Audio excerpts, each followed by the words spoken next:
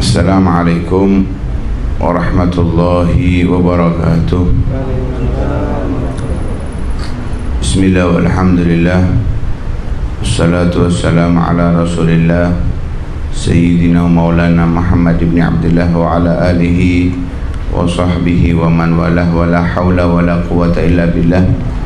Subhanallah walhamdulillah wa la ilaha illallah wallahu akbar wa la hawla wa la quwata illa billahil aliyyil azim. Adada kulli harfin kutiba aw yuktabu abadal abidin wa dahrad dahirin. Subhanaka la ilma lana illa ma 'allamtana innaka antal alimul hakim. Nawayna ta'alluma wa ta'lim wan naf'a wal intifa' wat tadhakkura wat tadhkir wal ifadata wal istifadah wal hasa ala tamassuki bi kitabillahi wa sunnati rasulihi wad du'ai ilal huda wad dilalati ala al khair ibtigha'a wajhillahi wa mardatihi wa qurbihi wa thawabihi subhanahu wa ta'ala.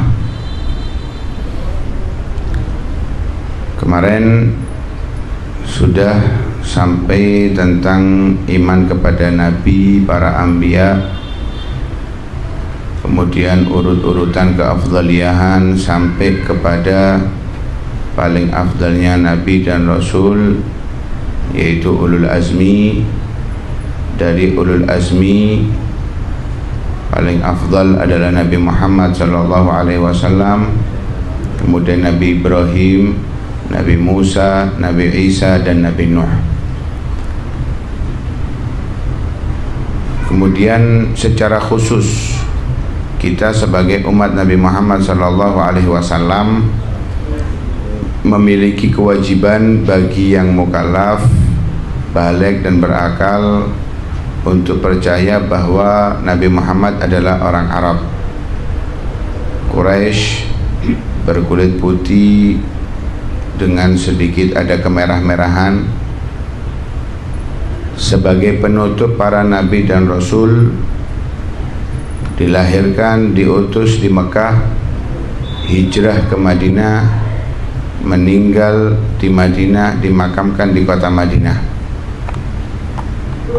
serta syariatnya menghapus semua hukum-hukum syariat yang sebelumnya dan tetap berlanjut sampai hari kiamat. Ini sudah kita bahas sedikit daripada apa yang kita fahami tentang Nabi Muhammad SAW, dan yang harus kita hafal bahwa beliau ini orang Arab. Makanya jangan sampai kita mau masuk dalam fitnah benci kepada etnis Arab. Semua etnis nggak boleh kita benci, semua etnis tidak boleh kita benci, khususnya yang berhubungan dengan Nabi Muhammad SAW. Kalau benci orang itu jangan orangnya, jangan etnisnya, tapi kita benci sifatnya, kita benci kesalahannya, kita benci kekufurannya. Kalau orangnya nggak boleh kita benci, karena semua itu adalah makhluknya Allah Subhanahu wa ta'ala. Kemudian Nabi SAW dari keturunan Quraisy, maka nggak boleh kita menganggap Quraisy itu buruk. Kalau yang kafir daru, jadi kita dengar Quraisy itu jangan langsung pikiran kita orang kafir, enggak.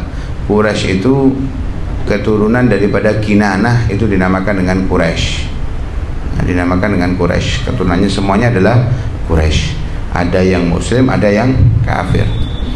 Dan Nabi sallallahu alaihi wasallam khatamun nabiyyin, maka Muhammadun aba ahadin min rijalikum walakin Rasulullah wa khataman nabiyyin. Nabi Muhammad itu bukan ayah salah seorang di antara kalian. Namun Nabi Muhammad itu adalah Rasulullah dan penutup para nabi. Artinya tidak ada nabi setelah Rasulullah Shallallahu Alaihi Wasallam. Sehingga dikatakan oleh para ulama, kalau ada nabi setelah Nabi Muhammad maka la bu'itsa Umar, akan diutus Sayyidina Umar bin Khattab sebagai nabi setelah Rasulullah. Itu kalau ada nabi setelah Rasulullah, karena nggak ada sudah. ditutup dengan Nabi Muhammad sebagai penutup para nabi. Setelahnya adalah pewaris nabi dari para ulama yang mereka kedudukannya disandingkan oleh Rasulullah dengan para anbiya Bani Israel, walaupun tetap derajat kenabian tidak bisa diungguli dengan para ulama. Artinya tugasnya para anbiya Bani Israel itu sama dengan tugasnya para ulama dari Nabi Muhammad sallallahu alaihi wasallam.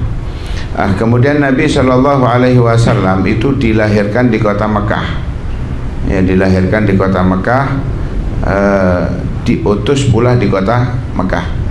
Saat di Gua Hira, Rasulullah sallallahu alaihi wasallam pertama mendapatkan wahyu di usia ke-40. Ada riwayat 39,5, ada riwayat di usia ke-40. Kemudian setelah berdakwah di Mekah selama kurang lebih 13 tahun, Nabi sallallahu alaihi wasallam hijrah ke kota Madinah. Di usia ke-53 Rasulullah hijrah, kemudian berdakwah di kota Madinah, menyebarkan Islam di kota Madinah, dan mengutus utusan ke beberapa negara, ke Romawi, ke Habasyah, dan ke negeri-negeri yang lainnya untuk menyebarkan Islam dari kota Madinah. Selama 10 tahun perjalanan hidup Rasulullah di kota Madinah yang diiringi di dalamnya dengan peperangan dan yang lain sebagainya. Kemudian Nabi Shallallahu Alaihi Wasallam meninggal di tahun ke-11 Hijriah setelah hijrahnya Nabi Shallallahu Alaihi Wasallam. Nabi meninggal di tahun ke-11, artinya 10 tahun Nabi Shallallahu Alaihi Wasallam tinggal di kota Madinah, meninggal di usia 63 tahun. Maka beliau sudah diketahui di sebelah Masjid Nabawi, ya, di Hujrah Asy-Syarifah, di tempat tinggal Sayyidah Aisyah radhiyallahu taala anha. Karena Nabi Shallallahu alaihi wasallam meninggal di pelukan Sayyidah Aisyah di masa jadwalnya Sayyidah Aisyah, gilirannya Sayyidah Aisyah, dan di pelukan Sayyidah Aisyah, sehingga 3 hari mereka bermusyawarah penentuan makam Nabi Shallallahu alaihi wasallam dimakamkan di mana. Akhirnya mereka membuat kesepakatan dimakamkan di mana Rasulullah wafat. Akhirnya dimakamkan di rumah Sayyidah Aisyah radhiyallahu taala anha. Dan syariatnya Rasulullah itu menghapus semua hukum-hukum syariat yang sebelumnya, kecuali ada beberapa syariat dari syariat yang dahulu tetap dijalankan, walaupun nanti ada perbedaan cara. Ya ada yang tetap seperti khitan, nggak mungkin khitan beda ya. Khitan zaman dulu sama sekarang caranya, alatnya aja yang beda, tapi sama, yang dikhitan, yang dipotong sama. Ya lek kelepen bahaya, lek kurang gak masalah. Kemudian syariat Nabi ini gak akan berubah sampai akhir zaman. Loh, ini kok ada hal-hal yang difatwakan oleh ulama baru, dulu gak ada.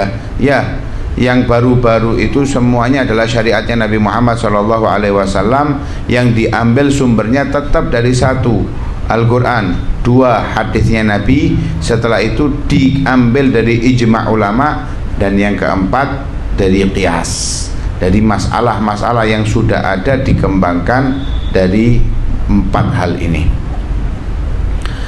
Kemudian sebagai mukallaf, orang yang balik berakal, kita juga harus menghafal nasab baginda Nabi Shallallahu Alaihi Wasallam.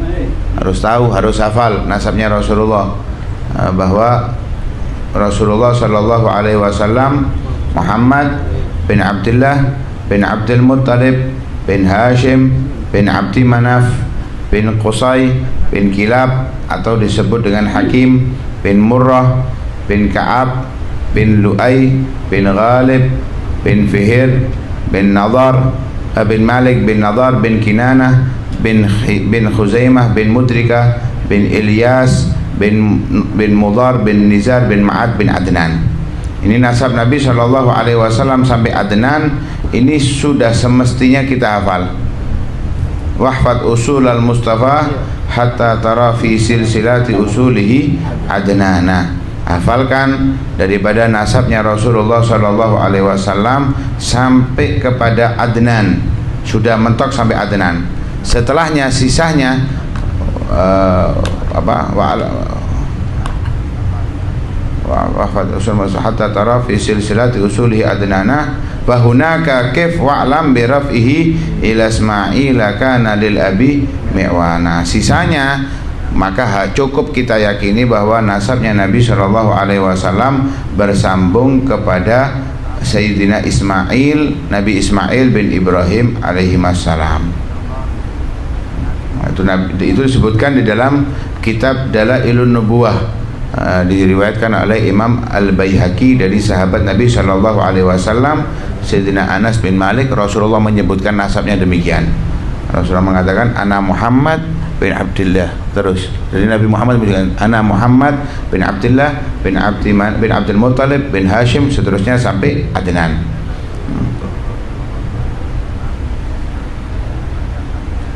Kemudian dari jalur ibundanya Nabi Shallallahu Alaihi Wasallam, maka ibundanya Nabi Sayyidah Aminah binti Wahab bin Abdi Manaf bin Zuhra bin Kilab. Nah, ini Kilab yang ada di kakeknya Nabi dari ayahnya Nabi, Muhammad bin Abdullah bin Abdul Muttalib bin Hashim bin Abdi Manaf bin Kilab. Sama Aminah binti Wahab bin Abdi Manaf bin Zuhra bin Kilab, sama, ketemu di situ. Ya, ketemu di Kilab.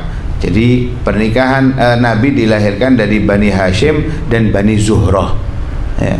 Nah, di situ ada kisah yang luar biasa. Sebetulnya Sayyidina Abdul Muttalib itu disuruh nikah dengan Bani Zuhrah.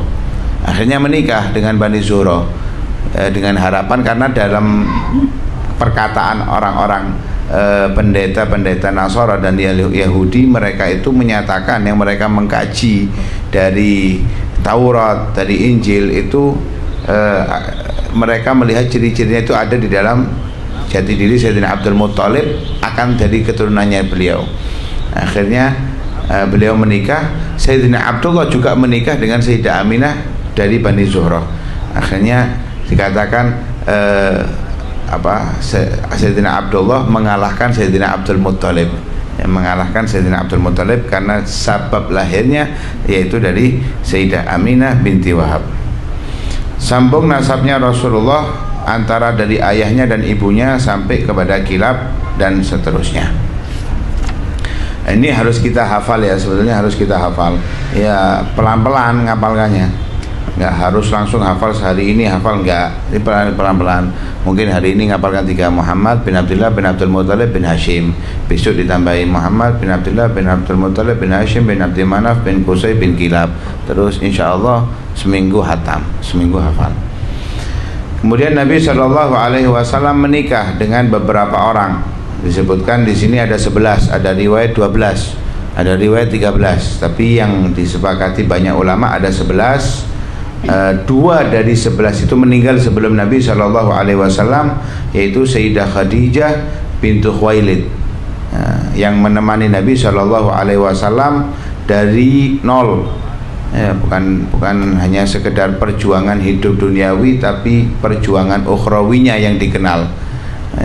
Allati badzalat amwalaha li Rasulillahi yantasiru, yang beliau Sayyidah Khadijah memperjuangkan agama Allah dengan memperjuangkan apa yang diperjuangkan Nabi Shallallahu Alaihi Wasallam, dari wanita kaya raya yang siap hidup sampai habis ludes dan makan dedaunan bersama baginda Nabi Shallallahu Alaihi Wasallam, makan daun.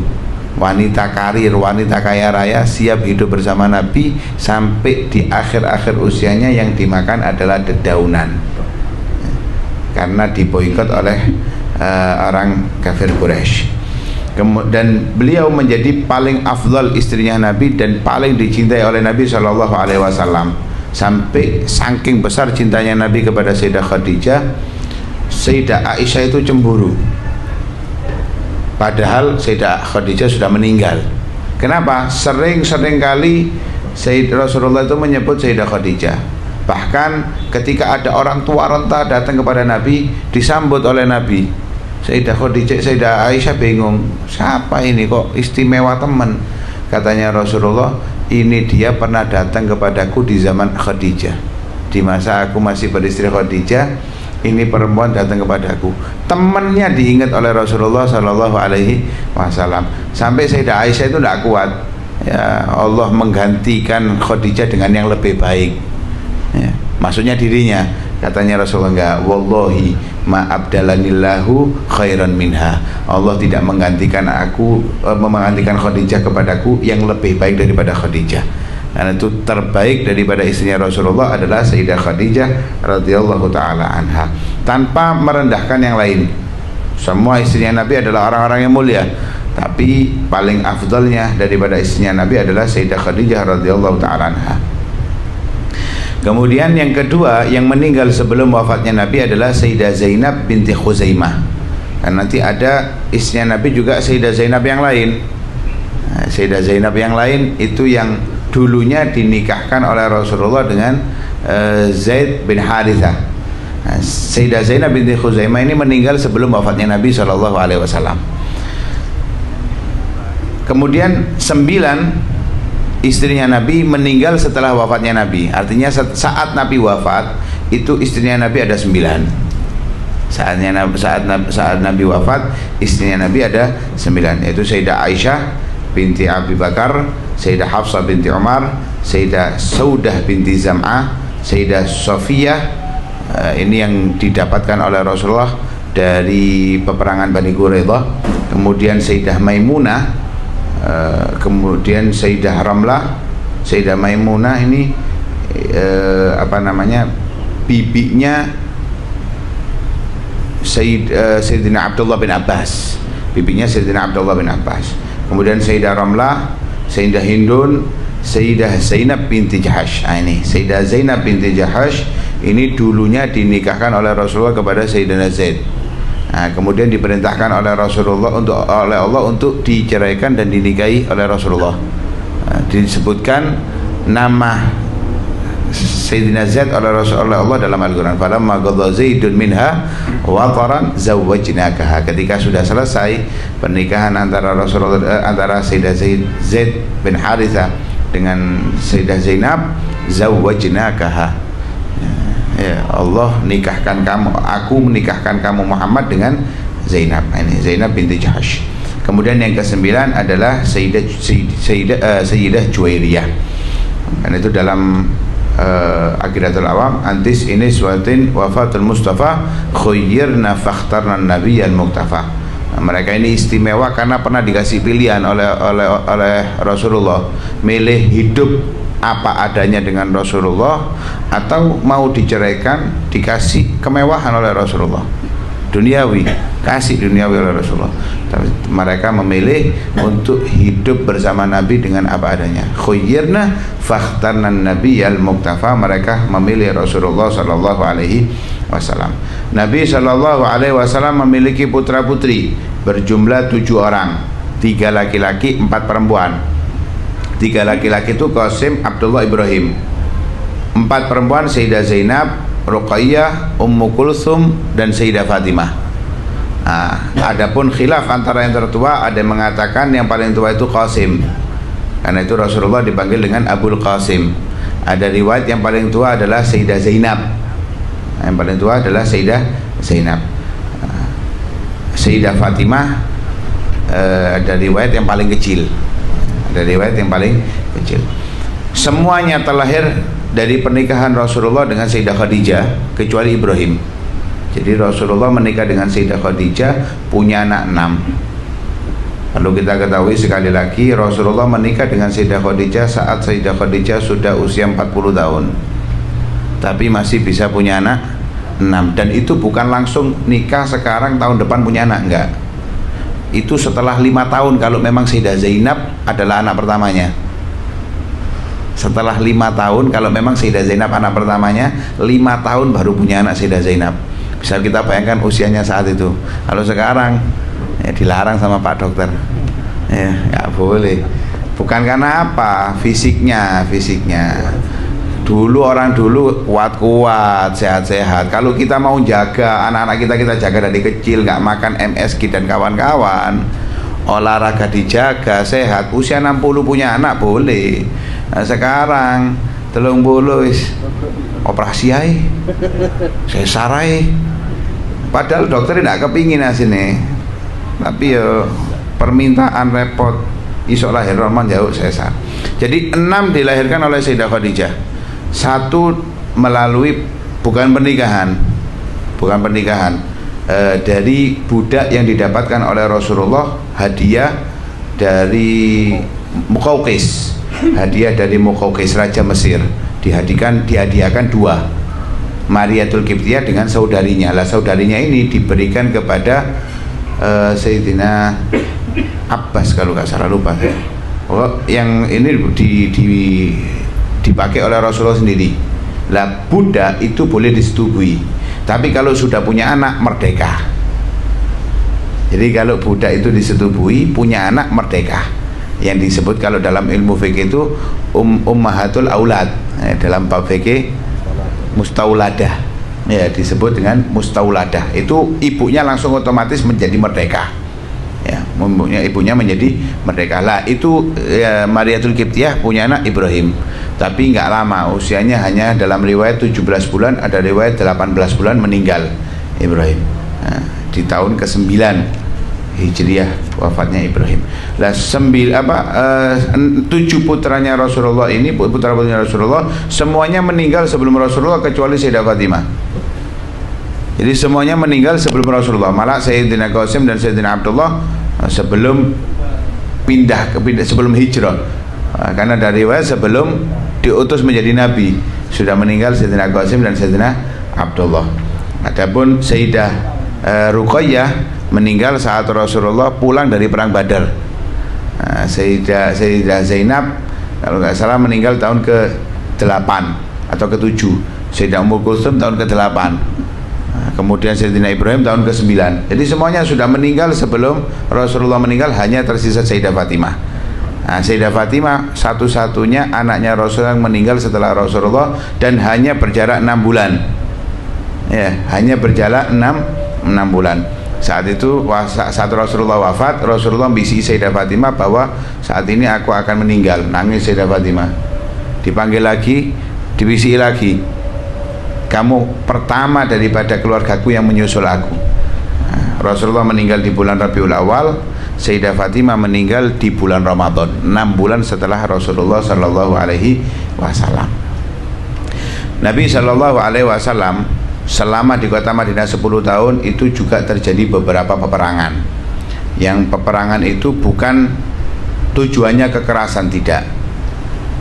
Malah terjadinya banyak peperangan itu bukan perang adu fisik, enggak. Datang mereka menyerah. Yang adu fisik itu hanya beberapa peperangan saja, dan Rasulullah banyak juga mengutus. Peperangan yang dihadiri oleh Rasulullah itu 27. Sebetulnya bukan 27, 26. Yang satu itu Rasulullah nggak hadir, tapi dihitung dalam peperangan yang hadir Rasulullah, yaitu Mu'tah. Peperangan Mu'tah yang ada di, kalau sekarang Yordania. Kalau sekarang berada di Yordania. Dulu di Syam. Sekarang pecah 4, Syam itu di Yordania. Nah, di perang Mu'tah itu Rasulullah nggak hadir, ngirim 3 orang penting, yaitu Sayyidina Ja'far At-Tayyar, Sayyidina Zaid bin Harithah, dan Sayyidina Abdullah bin Rawaha, Talha bin Ubaidillah atau Abdullah bin Rawaha. 3 orang, Abdullah bin Rawaha insyaallah. 3 orang ini, dan Rasulullah menyebutkan semuanya ini akan mati sebelum berangkat. Ini Rasulullah sudah mengisyaratkan bahwa 3 orang ini akan mati. Terakhir Rasulullah mengatakan nanti rayah itu akan dipegang Saifun min suyufillah dan akan dimenangkan. Saat itu dipegang oleh Sayyidina Khalid bin Walid. Dipegang Khalid bin Walid, dimenangkan peperangan Mu'tah. Lah jumlah peperangan yang dihadiri Nabi 27, yang tidak dihadiri Nabi yang disebut dengan saraya. Kalau dihadiri Nabi disebut dengan ghazwah. Kalau disebut saraya, Nabi nggak ada ngutus. Itu ada 47, tapi nggak pasti. Ada riwayat 46, ada khilaf antara ulama sirah. Nabi Shallallahu Alaihi Wasallam itu terlahir dalam keadaan yatim karena ayahnya wafat di kota Madinah saat pulang dari perdagangan, mampir di kota Madinah, sakit, meninggal di kota Madinah. Usia saat itu Nabi dalam kandungan, 2 bulan. Nah, itu ada salah cetakan di situ, tahun ke-18, enggak, itu salah. Ya, salah cetakan di situ. Ibundanya Nabi Shallallahu Alaihi Wasallam wafat di usia Nabi 6 tahun. Kejadiannya saat Nabi dibawa ke kota Madinah oleh Sayyidah Aminah berkunjung ke keluarganya Sayyidina Abdullah, ya, bibinya keturunan daripada bibinya Sayyidina Abdul Muttalib. Nah, silaturahmi ke sana, berkunjung ke sana. Bahkan Rasulullah itu saat sudah tinggal di kota Madinah, setelah hijrah, Nabi itu menceritakan, saya dulu tinggal di sini, saya main di sini, diceritakan oleh Nabi Shallallahu Alaihi Wasallam.